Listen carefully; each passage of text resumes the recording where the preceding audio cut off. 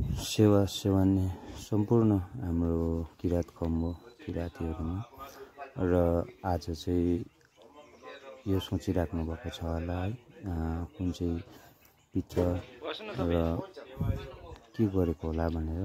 तर आज चाहिँ हामी यहाँनिर गेसा लोरुङ राईको घरमा चाहिँ पितृ सामखा गरिँदैछ, जसमा चाहिँ उभौली पनि भन्छौँ हामी।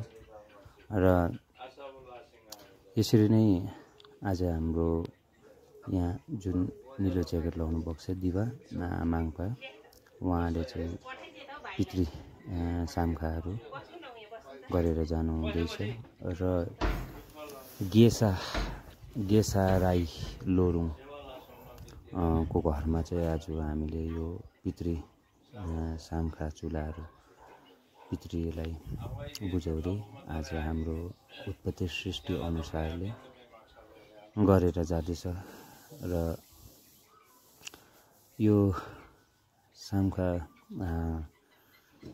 चुला पितृहरू हामीले गर्नुको मूल कारण उद्देश्य चाहिँ के हो भन्दाखेरि अब उभौली सुरु भएको छ र उभौलीमा चाहिँ अब यसरी नै हामीले नयाँ गहुँ जौ अन्नहरू चासुङहरू रोप्ने गरिन्छ र त्यति बेला चाहिँ हाम्रो प्रकृतिसँग सृष्टिसँग उत्पत्ति यो हावाहुरी बतास खोला नाला डाँडालाई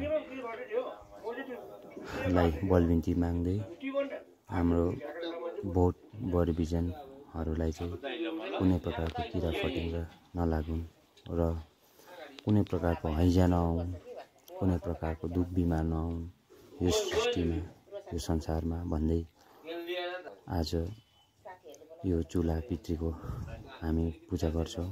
र किनभने भन्दाखेरि हामी उत्पत्ति सृष्टि हामी प्रकृतिसँग जोडिएका छौँ, हामी किरातहरू हामी खम्बुहरू।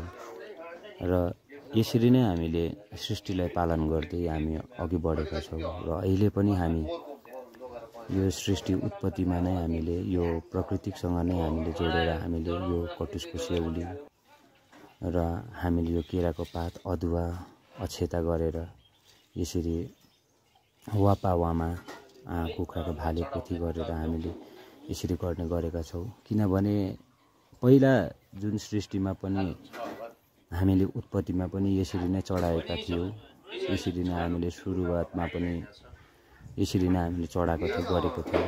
र किनभने हामी हिस्ट्रीमै पनि सहजैसँगले बुझ्न सक्छौँ कि हिस्ट्रीमा पनि भनेको छ, हामीले पढेका छौँ सानो छँदाखेरि, त्यति बेला मान्छेहरू तारपौलो हिँड्ने र ओडालमा बस्ने बसोबास गर्ने, आगोको उत्पत्ति थिएन।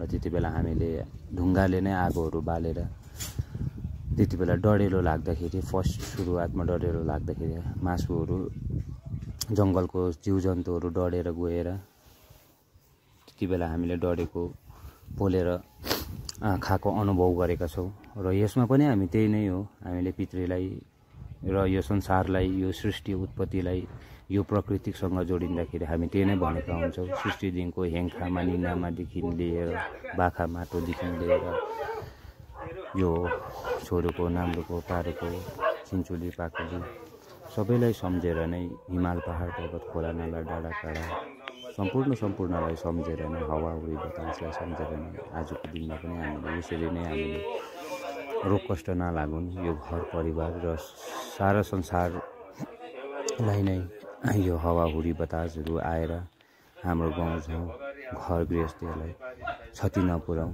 र भल पहिरोले नबगाउँ भन्दै हामीले यो पितृ सामखाहरू गरेका हुन्छौँ। र हामीले उधौलीमा पनि त्यही नै भनेका हुन्छौँ कि हामीले हाम्रो यो उभौली सकेर जाँदैछ र हामीले यो उधौलीमा पनि यस प्रकारले नै कतिवटा नियमहरूले प्रकृतिसँग जोडेर हामीले भनेका हुन्छौँ। र यो चाहिँ हामीले सहजै बुझ्न सक्छ कि यो चाहिँ अब हामीले उभौली गर्दैछ, हामीले उभौली सुरु भएको छ हाम्रो। र यसरी नै उभौलीमा चढ्दाखेरि हामीले यही प्रकारले विषयमा भनेका हुन्छौँ, कोही जोडी दुश्मन नलागुन् र हुडी हावा बतासले उडाएर नलगाउँ, र प्रकृतिसँग नै हामीले जोडेर हामीले यो कार्यहरू गरेका हुन्छौँ। र हजुरहरूलाई यो गेसा लोहोरुङ राईको पितृ शङ्खाहरू के कस्तो लाग्छ हजुरहरूले यसो कमेन्ट गरिदिनु होला। र हुन त अहिले त अब सबैले नै पितृ चुलाहरू गरेको सबैले नै हालेको हुन्छ र मैले पनि आज यो सानो छोटकरीमा तपाईँहरूलाई यो पितृ शङ्का गरेको चाहिँ देखाएर जाँदैछु। कुनै प्रकारको उयो नसोचिदिनु होला तपाईँहरूले है, नराम्रो अब उयो नसोचिदिनु होला।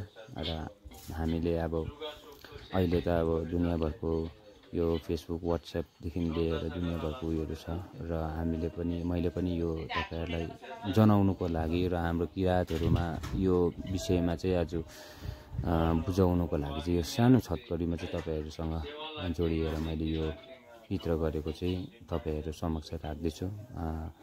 कुनै प्रकारको नराम्रो नसोचिदिनु होला। र आज तपाईँहरूले हाम्रो देश विदेशमा बसेको किराँती खम्बुहरूले हेरेर विचार गर्नुहोला र हेर्नुहोला कतिजनाले हाम्रो चुला ढुङ्गा पितृ भनेको पनि अहिलेसम्म अब कतिजनाले बुझ्नु भएको छैन नि त। त्यही भएर र सम्पूर्ण हाम्रो 9,10,000 किराँत वरपर पाछा किराबारलाई बर्थडे आलाङ्ने सम्पूर्णलाई र यति नै भन्दै आज तपाईँहरूसँग